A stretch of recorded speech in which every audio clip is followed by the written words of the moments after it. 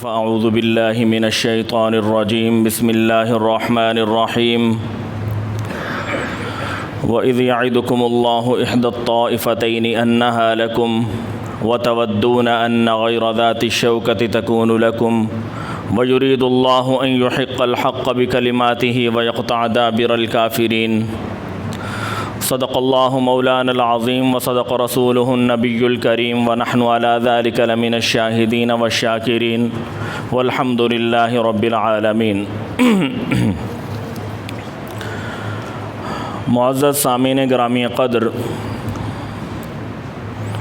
اللہ تبارک و تعالیٰ کا لاکھ لاکھ احسان ہے کہ اللہ تبارک و تعالیٰ نے ہمیں رمضان المبارک کا یہ عظیم دن، یہ عظیم جمعہ نصیب فرمایا۔ رمضان المبارک کے حوالے سے ہمارے جو عنوانات چل رہے ہیں، آج چونکہ 16 رمضان المبارک ہے اور کل 17 رمضان المبارک، تو 17 رمضان المبارک کے حوالے سے چند گزارشات عرض کروں گا۔ تاریخ اسلام کے بہت سارے ایسے واقعات ہیں جو مختلف تاریخ کے ساتھ ریلیٹڈ ہیں، جن سے ان کا تعلق ہے۔ تو رمضان المبارک کے حوالے سے خاص طور پر 17 رمضان المبارک دو اہم واقعات کی طرف ہماری توجہ دلاتا ہے۔ ان میں سب سے پہلا اہم واقعہ حضرت عائشہ رضی اللہ تعالی عنہ کی وفات کا ہے، اور اس کے ساتھ دوسرا اہم واقعہ غزوہ بدر کا ہے۔ تو آج انہی دو موضوعات پر کچھ باتیں عرض کروں گا۔ اللہ تبارک و تعالی مجھے صحیح کہنے کی اور ہم سب کو عمل کی توفیق نصیب فرمائیں۔ حضرت عائشہ رضی اللہ تعالی عنہ نبی کریم صلی اللہ علیہ وسلم کی زوجہ محترمہ تھیں، اور حضرت ابو بکر صدیق رضی اللہ تعالی عنہ ان کی صاحبزادی، نبی کریم صلی اللہ علیہ وسلم کی زوجہ اور مومنوں کی ماں، جن کی والدہ کا نام ام رومان تھا، ان کی وفات کا دن 17 رمضان المبارک کا ہے۔ حضرت عائشہ کے حوالے سے ہمیں یہ جاننا ہے، اور ہم یہاں سے یہ سیکھ کے جائیں کہ ہم اپنے گھر جا کے اپنی عورتوں کو بھی یہ باتیں بتائیں کہ حضرت عائشہ کی زندگی کے حوالے سے جو چیزیں ہم سنیں، ہم پڑھیں، ہماری عورتوں کو بھی یہ باتیں معلوم ہونا چاہیے۔ حضرت عائشہ رضی اللہ تعالی عنہ وہ علم و فضل میں ماہر تھیں۔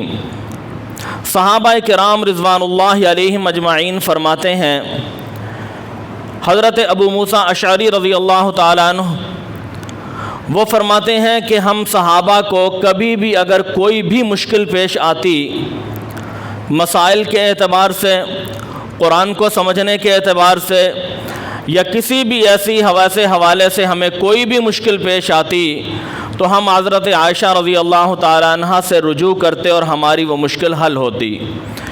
یعنی حضرت عائشہ رضی اللہ تعالی عنہ کا علم، ان کا قرآن کے حوالے سے، ان کا حدیث کے حوالے سے، نبی کریم صلی اللہ علیہ وسلم کی زندگی کے حوالے سے جو ان کا علم تھا، وہ باقی صحابہ اس تک نہیں پہنچ سکے، کیونکہ ایک تو وہ نبی کریم صلی اللہ علیہ وسلم کے جو امور خانہ داری ہیں، جو گھر کے امور ہیں، ان کو بھی وہ اچھی طرح سمجھتی تھیں، اور صحابہ کرام رضوان اللہ علیہم اجمعین ان سے رہنمائی لیتے تھے۔ اور اگر ہم احادیث کی بات کریں تو ہزاروں احادیث چند صحابہ سے مروی ہیں، یعنی چند صحابہ ایسے ہیں جن سے ہزاروں کی تعداد میں احادیث مروی ہیں۔ تو ان میں حضرت عائشہ رضی اللہ تعالی عنہ کا شمار ہوتا ہے کہ ان سے اللہ تبارک و تعالیٰ نے یہ کام لیا کہ اللہ تبارک و تعالیٰ نے ان سے احادیث کے حوالے سے جو کام لیا، تو 2210 احادیث حضرت عائشہ سے مروی ہیں۔ نبی کریم صلی اللہ علیہ وسلم کی باتیں حضرت عائشہ سے روایت ہیں، اور بخاری مسلم کے اندر اگر دیکھا جائے تو 174 احادیث ایسی ہیں جو حضرت عائشہ سے روایت کردہ ہیں۔ تو یہ ان کا علم و فضل کا ایک مقام ہے۔ آج ہماری عورتیں اپنے گھروں کے اندر امور خانہ داری تو بہت اچھے طریقے سے سر انجام دیتی ہیں، لیکن ہم دین کے علم سے بے بہرا ہیں۔ ہمیں چاہیے کہ ہم اپنی عورتوں کو بھی دین کا علم سکھائیں، ان کو بھی دین کی تعلیم کے لیے کوئی ذرائع ایسے پیدا کریں تاکہ وہ بھی دینی خطوط پہ اپنی اولاد کی تربیت کر سکیں۔ اور اگر ہم حضرت عائشہ رضی اللہ تعالی عنہ کی عبادت کو دیکھیں تو حضرت عائشہ رضی اللہ تعالی عنہ جب عبادت فرماتیں، جب نفل ادا کرتیں تو اتنی لمبی قرات کرتیں کہ دیکھنے والے دنگ رہ جاتے اور حضرت عائشہ کی قرات ختم نہ ہوتی۔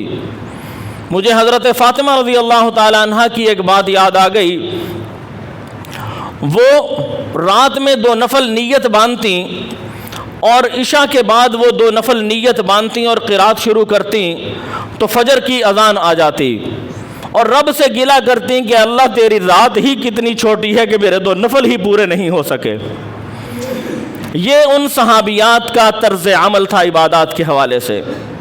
حضرت عائشہ جب قرآن کی تلاوت کرتی تو جن آیات پر اللہ کی طرف سے کوئی وعید ہوتی، جب وہ آیات آتی تو زار و قطار رونے لگتی۔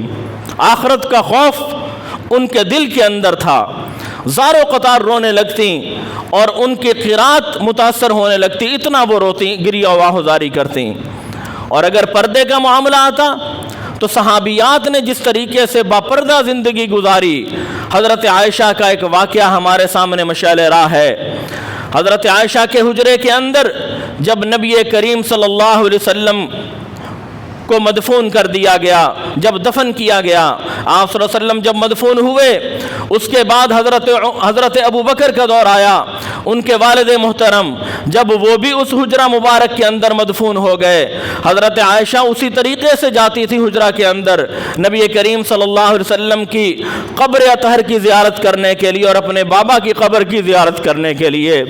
لیکن جب کیا ہوتا ہے، حضرت عمر رضی اللہ تعالی عنہ کی شہادت ہوتی ہے اور وہ بھی جب اسی حجرے کے اندر مدفون ہو جاتے ہیں تو اس کے بعد حضرت عائشہ کبھی بے پردہ اس حجرے کے اندر داخل نہیں ہوئیں۔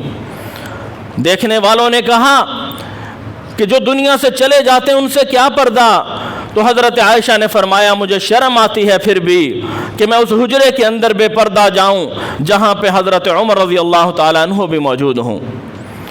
یہ ان کی سیرت و کردار تھا۔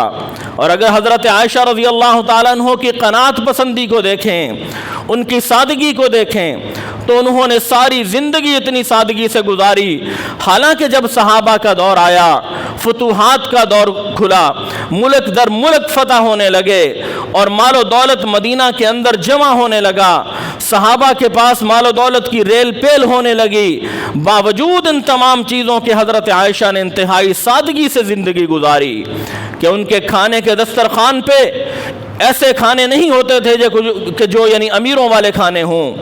ایک دفعہ حضرت عائشہ دسترخوان پہ تشریف فرما ہوئیں تو دیکھا تو کھانا زیادہ مقدار میں تھا، تو روایات کے اندر آتا ہے کہ حضرت عائشہ رضی اللہ تعالی عنہ اس دسترخوان کو دیکھا اور روتی ہوئی وہاں سے اٹھ گئیں اور کہا کہ نبی کریم صلی اللہ علیہ وسلم کے زمانے میں نے اور میرے محبوب پیغمبر نے کبھی ایسا دسترخوان نہیں دیکھا تھا، بلکہ ہمیں تو کبھی بھی 2 وقت کا کھانا مطلب کنزیکٹیو لگاتار وہ میسر نہیں آیا، اور آج ہمارے دسترخوان اتنی آسودگی سے بھر گئے، ہمارے دسترخوان اتنی نعمتوں سے بھر گئے۔ تو میرے بھائیوں، اتنا کچھ ہونے کے باوجود حضرت عائشہ نے انتہائی سادگی سے زندگی گزار دی، اور فیاضی اور سخاوت کا یہ عالم تھا۔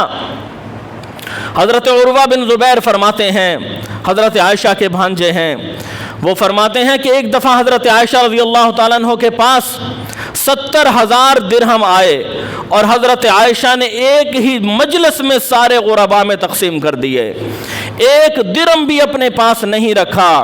اور ایک دوسری روایت میں آتا ہے کہ حضرت امیر معاویہ نے شام سے حضرت عائشہ کے لیے 1,00,000 درہم بھیجے، اور ایک روایت میں آتا ہے کہ حضرت عبداللہ بن زبیر نے 1,00,000 درہم بھیجے۔ تو جب وہ حضرت عائشہ کے پاس آتے ہیں، حضرت عائشہ روزہ رکھا ہوا تھا، روزے سے تھیں وہ، اور انہوں نے وہ 1,00,000 درہم تقسیم کرنا شروع کیے، نہیں دیکھا کہ روزہ افطار کرنے کے لیے بھی کوئی چیز ہے یا نہیں، اور جب سارے درہم اللہ کے راستے میں 1,00,000 لٹا دیے تو ان کی باندی کہنے لگی کہ آپ نے تو افطاری کے لیے بھی کچھ نہیں بچایا۔ تو حضرت عائشہ کا جواب سنیے، فرمایا کہ مجھے پہلے پتا ہوتا تو چلیں کچھ دیکھ لیتے، لیکن اب تو میں سب دے چکی ہوں اللہ کے راستے میں۔ یعنی اتنی بڑی سخاوت، اتنا بڑا ان کا علم، اتنا بڑا ان کا فضل، اتنی بڑی ان کی قناعت پسندی اور سادگی، اور اتنی بڑی ان کی عبادات کے اندر دل لگانا، یہ ہماری عورتوں کے لیے مشعل راہ ہے۔ ہماری عورتیں آج کن کو اپنا آئیڈیل بناتی ہیں؟ میرے بھائیوں، بزرگوں اور دوستوں، ہماری عورتوں کا آئیڈیل امہات المؤمنین ہونی چاہیے۔ ہماری عورتوں کا آئیڈیل ہماری عورتوں کا آئیڈیل وہ بنات النبی ہونا چاہیے۔ ہماری عورتوں کا آئیڈیل حضرت فاطمہ الزہرا رضی اللہ تعالی عنہ کی زندگی ہونی چاہیے کہ ہماری عورتیں ان کو دیکھیں کہ انہوں نے کیسے زندگی گزاری، وہ اپنی عبادات میں کیسے جی لگاتی تھیں، وہ علم میں کیسے قرآن اور حدیث کو سیکھا کرتی تھیں، وہ سخاوت میں کس طریقے سے وہ آگے تھیں، وہ باپردہ زندگی گزارنے میں حضرت فاطمہ کا نام لیتے نہیں آج ہم تھکتے، اور تھکنا بھی نہیں چاہیے۔ وہ شخصیت ہی ایسی ہیں جو جنت کی خواتین کی سردار ہیں، لیکن ذرا ان کی سیرت و کردار تو دیکھو۔ حضرت فاطمہ کیا فرماتی ہیں؟ حضرت فاطمہ فرماتی ہیں میرا جنازہ بھی رات میں اٹھانا تھا کہ کسی غیر محرم کی میرے جنازے پہ بھی نظر نہ پڑے۔ اور آج فاطمہ کی نام لینے والیاں، آج عائشہ کے نام لینے والیاں، آج پیغمبر کی بیویوں کے نام لینے والیاں، پیغمبر کی بیٹیوں کا نام لینے والیاں، ان کی پردے کی کیا حالت ہے میرے بھائیوں؟ ہمیں سوچنا ہوگا، ہمیں سمجھنا ہوگا کہ یہ اسلام ہم سے کیا چاہتا ہے، یہ دین ہم سے کیا تقاضا کرتا ہے، یہ شریعت ہم سے کیا تقاضا کرتی ہے۔ ہمیں حضرت عائشہ رضی اللہ تعالی عنہ کی زندگی کو اپنانا ہے، ان کی سیرت و کردار کو ہم اپنے اندر لے کے آئیں۔ تو آج کا جو دوسرا موضوع ہمارا وہ غزوہ بدر کے حوالے سے ہے۔ غزوہ بدر آپ سب جانتے ہیں کہ اسلام کا سب سے پہلا بڑا معرکہ تھا۔ جب مسلمان مکہ سے ہجرت کر کے مدینہ آئے، دوسرے سال اللہ تبارک و تعالیٰ نے ان کو جہاد کی اجازت دی۔ اذن للذین یقاتلون بانہم ظلموا، اس آیت سے اللہ نے مسلمانوں کو جہاد کی جب اجازت دی تو نبی کریم صلی اللہ علیہ وسلم نے صحابہ کو جہاد کے لیے نکالا، اور اس کے اندر ایک بڑا غزوہ جو ہے سن 2 ہجری میں وہ غزوہ بدر کے نام سے اس کو یاد کیا جاتا ہے۔ اور غزوہ بدر وہ غزوہ ہے کہ جس کو قرآن نے یوم الفرقان کا نام دیا، یعنی یہ وہ جنگ اور وہ دن ہے کہ جس کے اندر اللہ نے حق اور باطل کے درمیان فرق کر دیا۔ اگر ہم دیکھیں تو غزوہ بدر کے اندر افرادی طاقت کو دیکھا جائے تو مسلمانوں کی افرادی طاقت کفار کے مقابلے میں 1/3 سے بھی کم تھی، اور اگر ان کی جنگی طاقت کو دیکھا جائے تو کفار سارے کے سارے اسلحہ سے لیس تھے، لیکن مسلمانوں کے پاس 7 یا 8 تلواریں تھیں، اور اگر سواریوں کو دیکھا جائے تو کفار کے پاس اونٹ اور گھوڑے بے تحاشا تھے، اور مسلمانوں کے پاس صرف 2 گھوڑے تھے، اور میرا خیال ہے کہ شاید کوئی چند اونٹ ایسے تھے جو مسلمانوں کے پاس تھے، کوئی 70 کے قریب، جن پہ باری باری وہ سوار ہوتے تھے۔ افرادی قوت بھی کم، جنگی طاقت بھی کم، سواریاں بھی کم، ہر حوالے سے اگر مادی اعتبار سے دیکھا جائے تو مسلمانوں کی جو وہ جنگ کے اندر حالت تھی وہ انتہائی ناگفتہ بے تھی، لیکن چونکہ اللہ تبارک و تعالیٰ کا حکم تھا، قرآن کیا کہتا ہے وَإِذْ يَعِدُكُمُ اللَّهُ إِحْدَى الطَّائِفَتَيْنِ، اور جب اللہ تم سے 2 گروہوں میں سے ایک کا وعدہ کر رہا تھا، أَنَّهَا لَكُمْ، کہ اللہ تمہیں وہ دے دے گا، وہ تمہارے لیے مسخر کر دے گا۔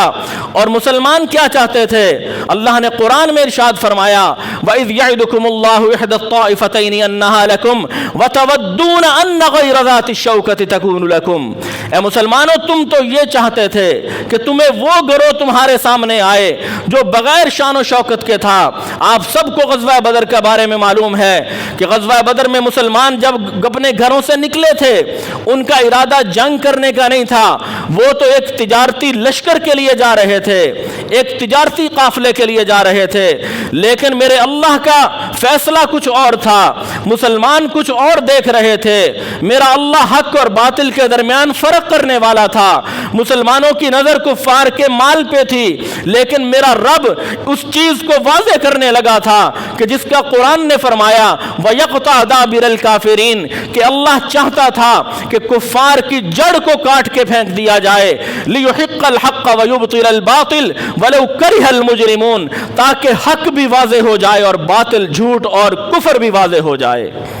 क्योंकि अबू जहल कहा करता था, ग़ज़वा बदर की जंग के लिए जब निकलता है तो वो कहा करता था कि हम हक पे हैं और देख लेना कि हक वालों की फतह होगी। मेरे रब ने उसी को कुरान में फरमाया, इन तस्तफ्तिहु फ़क़द जाअकुमुल फ़त्ह, ए कुफ़ार कान खोल के सुन लो, इन तस्तफ्तिहु फ़क़द जाअकुमुल फ़त्ह, तुम तो फतह के मुतकाज़ी थे, मुतलाशी थे, अल्लाह ने फतह दे दी, जो हक पे था उसको फतह मिल गई। व इन तंतहु फहुव खैरुल लकुम, अगर अब तुम बाज आ गए अपनी इन खुबासतों से, अपनी नाफरमानियों से, अपने कुफर से, फहुव खैरुल लकुम, तुम्हारे लिए बेहतर होगा। व इन तऊदू नउद, अगर तुम दोबारा लौटोगे गुनाहों की तरफ, नाफरमानियों की तरफ, कुफर की तरफ, नउद, अल्लाह कहते हैं हम भी लौट आएंगे तुम्हें सजा दिलवाने की तरफ। वलन तुगनी अन्कुम फिअतुकुम शैआ, और तुम्हें तुम्हारी कोई जमात फायदा नहीं दे सकती। वलौ कसरत, चाहे वो जितनी कसीर तादाद में हो। क्यों? इसलिए कि अन्नल्लाह मअल मुमिनीन, के अल्लाह तो मोमिनों के साथ है। तो मेरे भाइयों, बुजुर्गों और दोस्तों, मुसलमान जंग के इरादे से नहीं निकले थे। सहाबा तो वो तिजारती काफिले के लिए निकले थे, लेकिन अल्लाह तबारक व तआला की मंशा कुछ और थी। मेरे रब का हुक्म हो चुका था। क्या हुक्म हो चुका था? कि इन काफिरों से मुसलमानों को अलग कर दिया जाए, हक और बातिल का फ़र्क अवाम के सामने, पूरी दुनिया के सामने आ जाए कि एक तरफ कील कांटे से लेस लश्कर है और दूसरी तरफ बेसरो समानी के आलम में सहाबा किराम, चंद नफूस पे मुश्तमिल जमात, अल्लाह ने उनको फतह दिलवाई। नबी करीम सल्लल्लाहु अलैहि वसल्लम जब बदर के मैदान में पहुंचते हैं, जब कुफ़ार का लाओ लश्कर सहाबा ने देखा, एक परेशानी दिमाग के अंदर आई, फितरी चीज़ है, लेकिन अल्लाह के नबी सल्लल्लाहु अलैहि वसल्लम ने अल्लाह से दुआ फरमाई। नबी करीम सल्लल्लाहु अलैहि वसल्लम सारी रात दुआओं के अंदर मशगूल रहे, सारी रात अल्लाह से मुनाजात करते रहे, सारी रात अल्लाह तबारक व तआला के सामने गिड़गिड़ाते रहे कि अल्लाह, अगर आज ये चंद नफूस जो मेरी 15 साल की मेहनत है, अगर ये मिट गए तो क़यामत तक तेरा नाम लेने वाला कोई नहीं होगा। ऐ मेरे रब, हमें इन काफरों पे फतह नसीब फरमा। इतना गिड़गिड़ाए, हजरत अबू बकर को कहना पड़ा कि अल्लाह के नबी इतना ना गिड़गिड़ाइए, इतना रो रो के अपने आप को क्यों आप परेशान कर रहे हैं? मेरा रब आपको कभी तन्हा नहीं छोड़ेगा।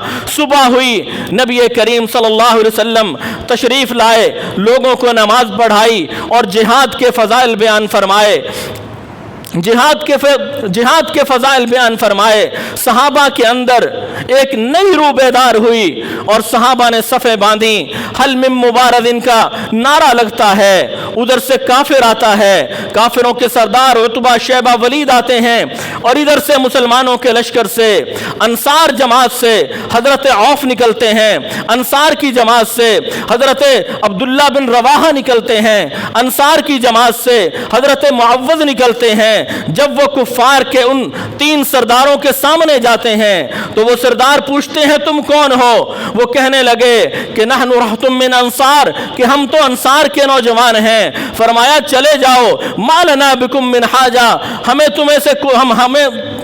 तुमसे कोई गरज नहीं है। हमारी दुश्मनी उन लोगों से है जो मक्का से भाग के यहाँ आए हैं। हमारे सामने बनु हाशिम को लेके आओ, हमारे सामने कुरैश को लेके आओ। नबी करीम सल्लल्लाहु अलैहि वसल्लम ने उन सहाबा को बुलवाया और कहा कि ऐ बनु हाशिम, उठो उस इज्जत के लिए, उठो उस वक़ार के लिए, उठो उस एजाज के लिए, उठो उस हक के लिए कि जो हक अल्लाह ने तुम्हें तुम्हारे नबी के जरिए दे के भेजा था। ये काफिर अल्लाह के नूर को बुझाने आए हैं, उठो और इनका मुकाबला करो। देखते क्या हो? तो जब देखा और चश्मे फलक ने देखा कि हजरत उबैदा پلک جھپکتے اٹھتے ہیں، حضرت حمزہ اٹھتے ہیں، حضرت علی اٹھتے ہیں، جا کے مقابلہ کیا، تینوں کو قتل کر دیا اور خود غازی بن کے لوٹے۔ حضرت عبیدہ بعد میں اس زخم کی وجہ سے شہید ہوئے۔ پھر جب عام جنگ شروع ہوتی ہے تو نبی کریم صلی اللہ علیہ وسلم کی پیشن گوئی سچ ثابت ہوئی۔ اللہ تبارک و تعالی نے ان کفار کو وہاں قتل کروایا جہاں پیغمبر دو عالم صلی اللہ علیہ وسلم نے ایک دن پہلے نشان لگائے تھے کہ یہاں فلاں شخص قتل ہوگا، یہاں فلاں شخص قتل ہوگا۔ اور صرف مسلمان ہی نہیں بلکہ اس جنگ کے اندر اللہ تبارک و تعالی نے فرشتوں کا بھی نزول فرمایا۔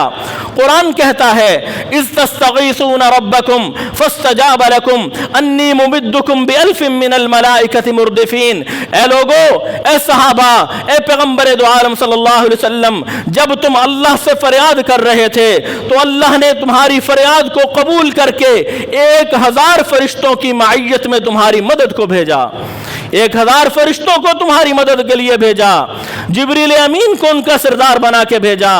اور دوسری آیت میں اللہ نے فرمایا اذ یوحی ربک الی الملائکہ انی معکم فثبتوا الذین آمنوا سألقی فی قلوب الذین کفروا الرعب فاضربوا فوق الاعناق واضربوا منہم کل بنان۔ اس آیت میں اللہ فرماتے ہیں اے فرشتے جاؤ میرے صحابہ کو، میرے نبی کے صحابہ کو، میرے نبی کے یاروں کو، میرے نبی کے پروانوں کو، ان کو جا کے مضبوط کرو اور ان کے دست و بازو بن جاؤ۔ کیا کرو؟ فثبتوا الذین آمنوا، جاؤ ان کو ثابت قدم رکھو۔ اور کیا ہوگا؟ سألقی فی قلوب الذین کفروا الرعب، میں ان کافروں کے دلوں میں تمہارا اور اپنا رعب ڈال دوں گا۔ پھر کیا ہوگا؟ فرشتوں جاؤ فاضربوا فوق الاعناق، ان کی گردنوں پہ مارو، واضربوا منہم کل بنان، ان کے جوڑ جوڑ پہ مارو۔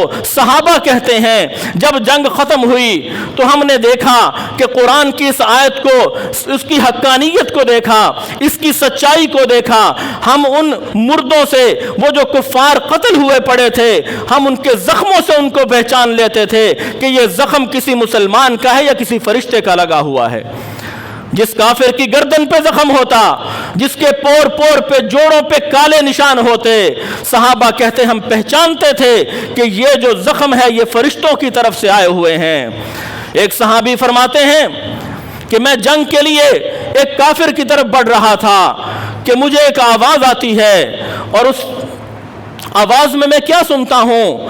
وہ کہتا ہے، اپنے گھوڑے کو دوڑاتا ہے اور کہتا ہے کہ جلدی آگے بڑھ، اور آگے جا کے وہ کافر کو قتل کرتا ہے۔ میں نے نبی کریم صلی اللہ علیہ وسلم سے پوچھا، صحابی کہتے ہیں کہ میں نے یہ آواز سنی اور یہ گھوڑے کا نام سنا تو نبی کریم صلی اللہ علیہ وسلم نے فرمایا کہ وہ جبریل امین تھے جو اپنے گھوڑے کو کہہ رہے تھے کہ آگے بڑھ تاکہ اس کافر کا قلع کما کیا جائے۔ تو میرے بھائیوں، اللہ تبارک و تعالیٰ نے فرشتوں کی نصرت ایسے نہیں اتاری، صحابہ کرام بھی دل و جان سے اس میدان کے اندر تھے۔ ذرا صحابہ کا جذبہ دیکھو، حضرت عوف بن عفرہ کا جذبہ دیکھو۔ نبی کریم صلی اللہ علیہ وسلم سے پوچھتے ہیں کہ اے اللہ کے نبی، مجاہد کی کون سی چیز اللہ کو زیادہ پسند ہے؟ فرمایا کہ وہ اپنی تلوار نکالے اور تب تک وہ واپس نہ ڈال لے جب تک کہ وہ تلوار خون آلود نہ ہو جائے۔ تو حضرت عوف کہتے ہیں میں نکلا اور اس بہادری سے لڑتا ہوا شہید ہو گیا کہ اللہ کو اگر یہ چیز پسند ہے تو میں اس چیز پہ پورا اترتا ہوں۔ ذرا عمیر بن ابی وقاص کو دیکھو، سعد بن ابی وقاص کے بھائی ہیں، وہ عمر کے کم ہونے کی وجہ سے وہ چھپتے پھر رہے تھے کہ کہیں نبی کریم صلی اللہ علیہ وسلم مجھے غزوہ بدر کے جہاد سے واپس نہ بھیج دیں۔ 16 سال کی عمر ہی کیا عمر ہوتی ہے، لیکن جذبہ جہاد ایسا، جذبہ ایمانی ایسا تھا۔ ذرا عمیر بن حمام کو دیکھو، نبی کریم صلی اللہ علیہ وسلم نے فرمایا اٹھو اس جنت کی طرف جس کی چوڑائی زمین و آسمان کے برابر ہے۔ تو حضرت عمیر بن حمام کہتے ہیں واہ واہ، کیا ایسا ہی ہے؟ نبی صلی اللہ علیہ وسلم نے فرمایا ہاں۔ کہا کہ تجھے کس چیز نے واہ واہ پہ مجبور کیا؟ کہا میں تو ہوں ہی جنت کا طلبگار، اگر اس راستے میں جنت ملتی ہے تو مجھے کیا چاہیے؟ پھر کھجوریں اٹھائیں کھانے کے لیے، جب کھجوریں کھانے لگے کہا کہ یہ ٹائم کیوں ویسٹ کروں، میرے لیے تو جنت انتظار کر رہی ہے۔ کھجوریں پھینکیں اور اپنا ہتھیار نکالا اور لڑتے ہوئے مردانہ وار شہید ہو گئے۔ ذرا سعد بن خیثمہ انصاری کو دیکھو، باپ بیٹے کے درمیان درمیان مکالمہ چل رہا ہے. بیٹا کہتا ہے ابا میں شہید ہونا چاہتا ہوں. باپ کہتا ہے بیٹا میں جنگ میں جانا چاہتا ہوں, شہادت میری تمنا ہے. لیکن بیٹا نہیں مان رہا. بیٹا کہتا ہے آپ میرے باپ ہیں, آپ کی عزت و توقیر اپنی جگہ پہ, آپ کا احترام اور ادب اپنی جگہ پہ, لیکن یہ شہادت اور جنت کا معاملہ ہے, میں اس سے دستبردار نہیں ہونا چاہتا. پھر قرہ اندازی ہوتی ہے اور وہ قرہ بیٹے کے حق میں نکلتا ہے اور وہ لڑتا ہوا شہید ہو جاتا ہے. میرے بھائیوں, یہ صحابہ کے جذبات تھے, یہ صحابہ کا ایمان تھا. ایسا ایمان اگر آج بھی آ جائے تو فرشتے اتر سکتے ہیں ہماری مدد کے لیے. لیکن مسئلہ کہاں پہ ہے کہ ہم میں ایسا ایمان نہیں ہے کہ جو صحابہ کے اندر ایمان موجود تھا. بالآخر کیا ہوتا ہے؟ کفار کو شکست ہوتی ہے. مشہور واقعہ ہے, میں واقعات میں نہیں جانا چاہتا. ابو جہل بھی قتل ہو جاتا ہے چھوٹے بچوں کے ہاتھوں. آپ نے واقعہ سنا ہوا ہے. جو جتنا بڑا فرعون ہوتا ہے اللہ اس کو ایسے سزا دلواتا ہے کہ لوگوں کے سامنے وہ ایک مثال بن جائے. نمرود اپنے آپ کو بڑا کہتا تھا, اللہ نے مچھر سے اس کا خاتمہ کرایا. فرعون اپنے آپ کو بڑا کہتا تھا, اللہ نے پانی سے اس کا خاتمہ کرا دیا. اسی طریقے سے ابرہا ہاتھی کے لشکر لے کے بیت اللہ پہ حملہ کرنے آیا تھا, اللہ نے ابابیلوں سے اس کا چھوٹے چھوٹے پرندوں سے خاتمہ کرایا. ابو جہل کا خاتمہ چھوٹے بچوں سے کرایا.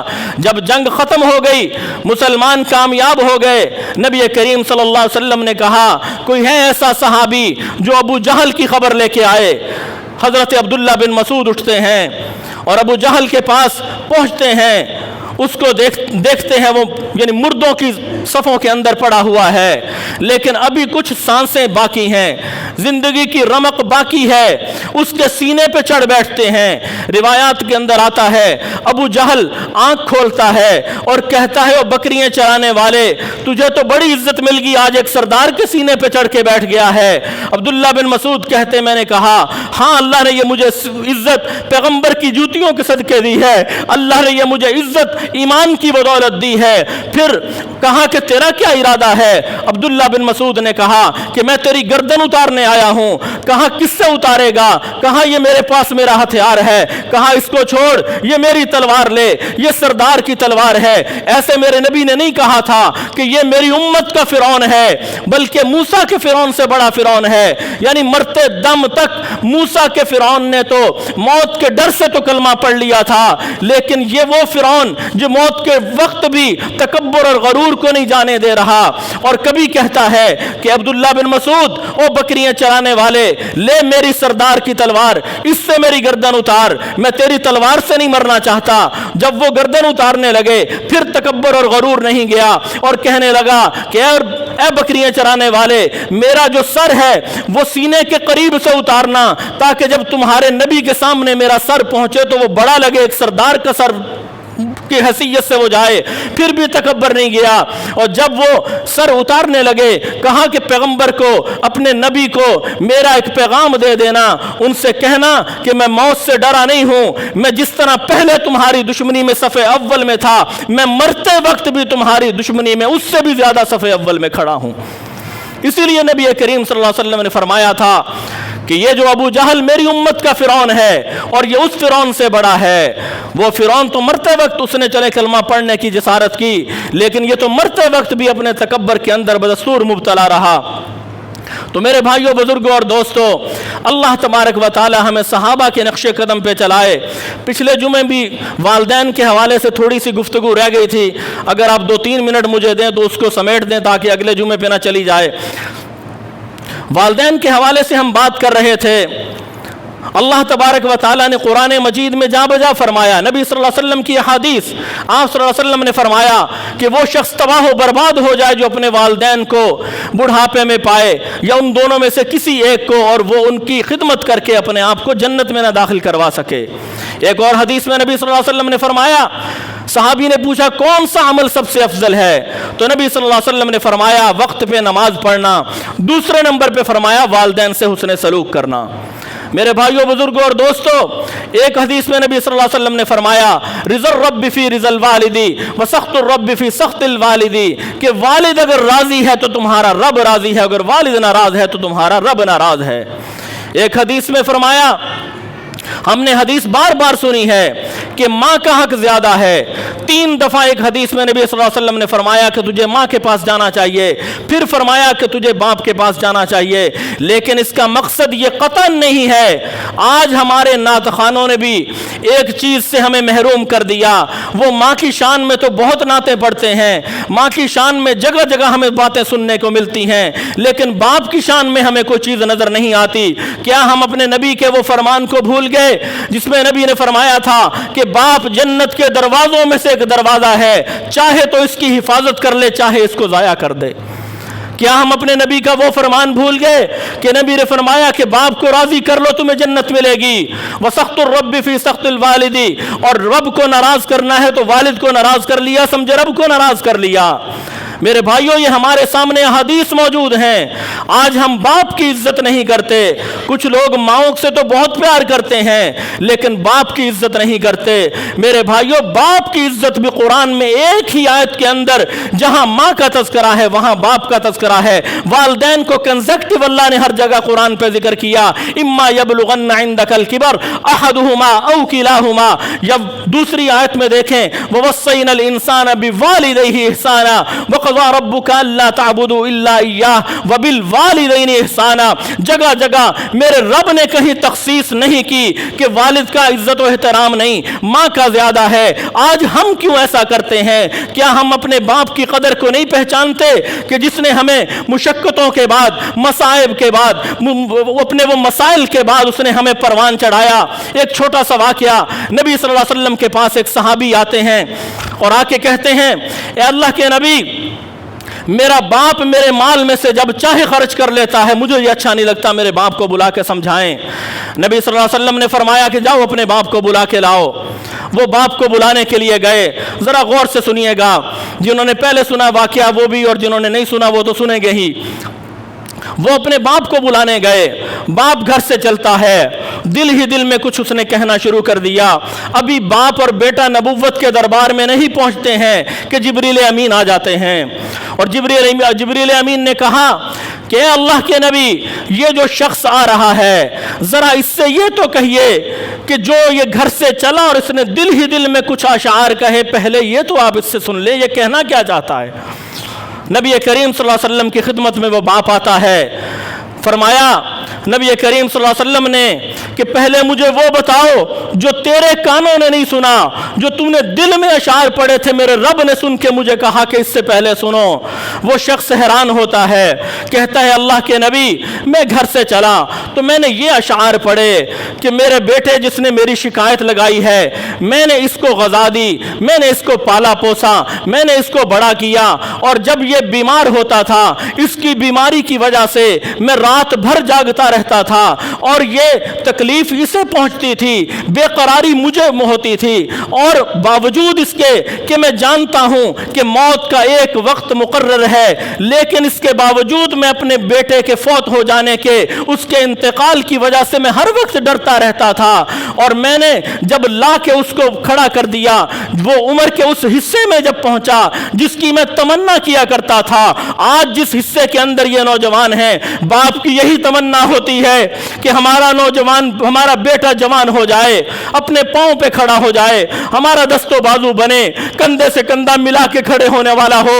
لیکن ہم کیا کرتے ہیں, ہم باپ کے سامنے بولتے ہیں. نبی کی ایک حدیث اور ذہن میں آئی. نبی صلی اللہ علیہ وسلم نے ایک شخص کو کہا یہ تیرے ساتھ کون ہے؟ فرمایا یہ میرے والد ہیں. نبی نے فرمایا لا تمشی اماما, اس کے سامنے کبھی نہ چلنا, ولا تقعد قبلا, اس سے پہلے بیٹھنا نہ, ولا تدعو باسمہ, کبھی اس کو اس کے نام سے نہ بلانا, ولا تستب بہ, اور کبھی ایسا سبب یا ذریعہ نہ بننا کہ کوئی تیرے باپ کو اس کی وجہ سے گالی ملے.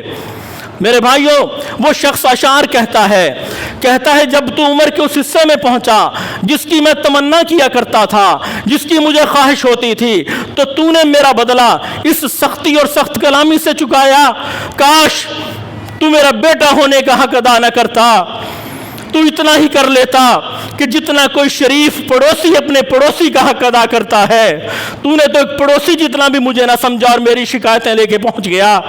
نبی صلی اللہ علیہ وسلم نے جب یہ اشعار سنے, اس کے بیٹے کو پکڑا جھنجھوڑا اور کہا جا انت و مالک لابیک، تو بھی تیرے باپ کا ہے، تیرا مال بھی تیرے باپ کا ہے۔ میرے بھائیوں، یہ باپ کے حوالے سے یہ چیزیں ہم کیوں بھول جاتے ہیں؟ اللہ تبارک و تعالی ہمیں عمل کی توفیق عطا فرمائے، اللہ تعالی ہمیں اولاد سے حسن سلوک کی توفیق عطا فرمائے، اور اولاد کو چاہیے کہ وہ باپ سے، اپنی ماں سے اس حساب سے حسن سلوک کریں جس کا اللہ نے حکم دیا ہے، جس کا رسول اللہ صلی اللہ علیہ وسلم نے حکم دیا ہے، تاکہ ہم قیامت کے دن کہیں رسوا ہونے والوں کی صفوں میں نہ شامل ہو جائیں۔ وآخر دعوانا ان الحمد للہ رب العالمین۔